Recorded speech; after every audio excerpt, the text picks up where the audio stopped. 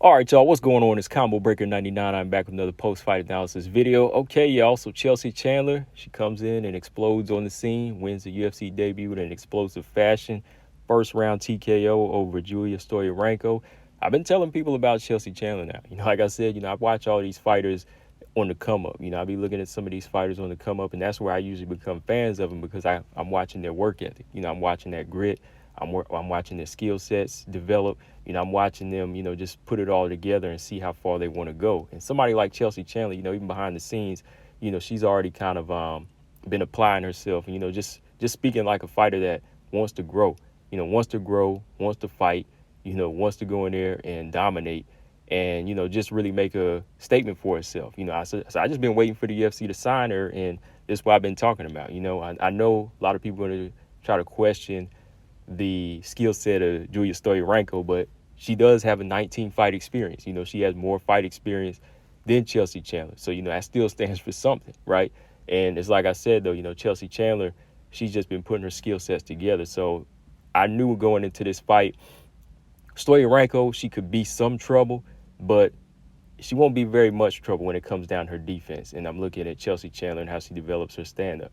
She's always working on her boxing, and she's got power in both hands. Like I've said, before this fight, I said this girl, she fights from the southpaw stance, and she's got lead in both of these hands.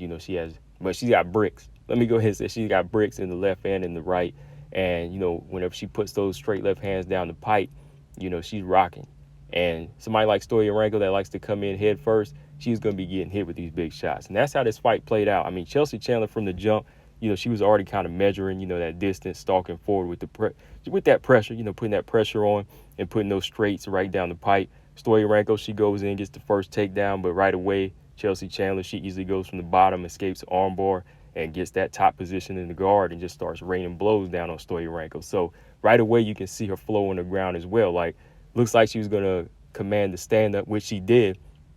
But when she got taken down, you thought she was going to lose it. But as soon as she got taken down, she was cool with it. She said, slips out from the armbar attempt, goes on to the top position and controls the top, goes right back to the feet and just starts cracking Stoliarenko with these shots. I'm talking about, like I said, she's got power in both hands, throwing those straight left hands and that right hook over the top.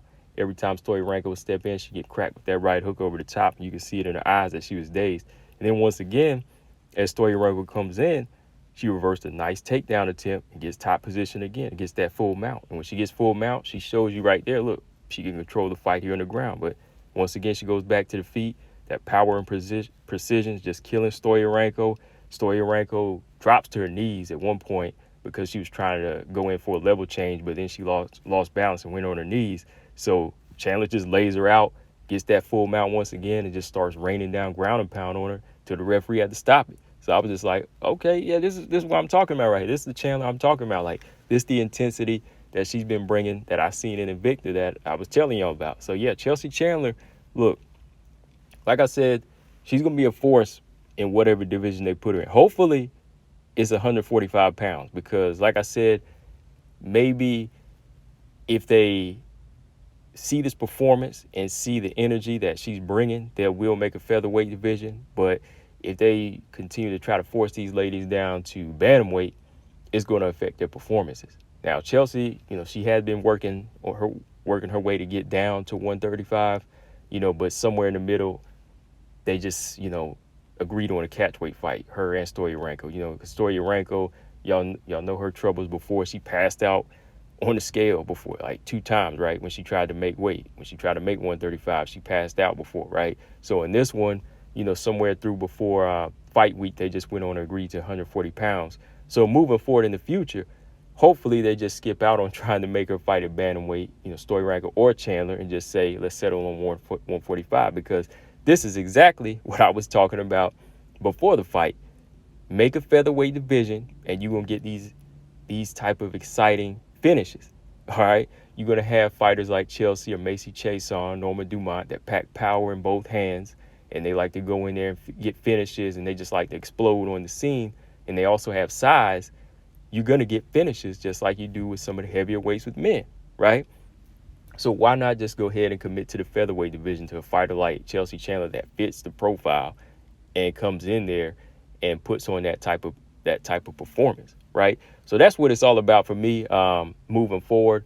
Don't even try to put her at 135, Chelsea, or any of these other fighters like Stoliarenko. You got enough to make 145, and the fighters that can make it and they want to do it, why not go ahead and make it? I mean, why not? Because, you know, Amanda Nunes still has a belt too at featherweight. So what's the purpose of continuing to have these ladies jump around between the bantamweight, the catchweight, and then the featherweight, right? So go ahead and just make it happen, because this is what you get when you let these women just fight at the weight of 145. I know this was 140, but if you get it at 145, these ladies won't have to spend too much of their time in camp trying to cut weight, right? They can focus on technique and skill and that explosiveness that they need to make more entertaining fights, right? So that's what it is for me, guys. Shout out to Chelsea Chandler. That's what you want to do to put your name on the map. You want to go in there and blast on the scene, and that's what she did. And right after she did what she's supposed to do, she called out two names. She said, hey, she'll fight Norma Dumont. She'll do this at 145. And she said she'll fight that girl that came out twerking, meaning Eileen Perez. I love it. I know Eileen Perez is probably better at 135, but hey, she's been talking a lot of trash. And, you know, she did get her last fight at 145, and she likes to talk. I mean, her and Chelsea only had one fight in the UFC so far. I know she lost hers, but hey, why not? Hey, Chelsea called for it, let her get it. Or Ramona Pasquale.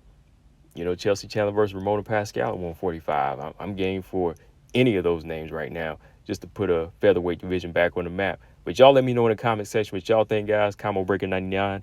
I'm out. Subscribe. Peace.